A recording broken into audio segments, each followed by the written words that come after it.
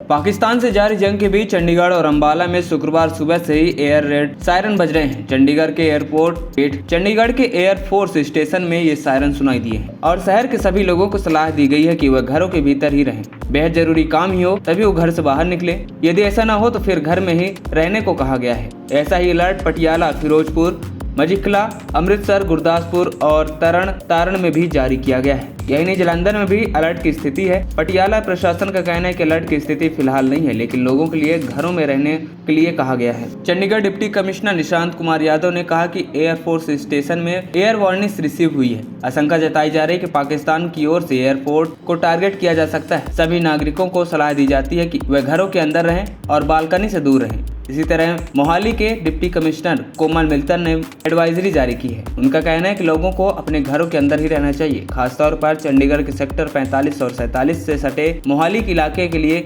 Warning है। चंडीगढ़ और मोहाली के महत्वपूर्ण इलाकों में पुलिस और प्रशासन की पेट्रोलिंग लगातार जारी है। यही नहीं, पंजाब के उन 6 जिलों के अगले आदेश तक स्कूलों को बंद रखने का आदेश दिया गया है जो पाकिस्तान से सटे हैं। ये जिले हैं फाजिल्का, पठानकोट, फिरोजपुर, अमृतसर, गुरदासपुर और तारण।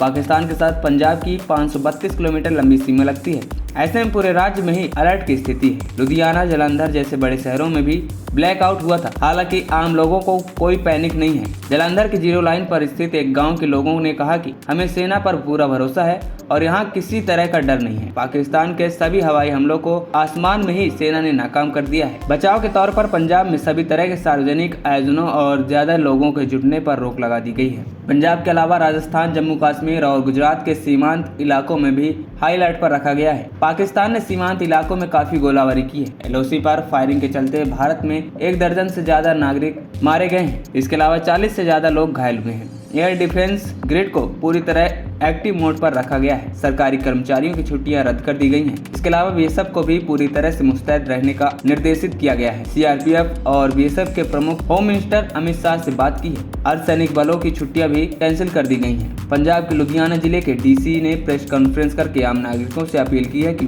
ब्लैकआउट का पालन करें। इसके अलावा मीडिया कर्मियों से भी किसी संदिग्ध बस्तियों से कम 100 मीटर दूरी बनाए रखने को कहा गया है। उन्होंने कहा कि प्रशासन और सुरक्षा बल पूरी तरह से मुस्तैद है। हमें एक्टिव रहना होगा। इसके अलावा किसी भी तरह की अफवाह पर यकीन करने से बचें। एएनपी टाइम्स की रिपोर्ट।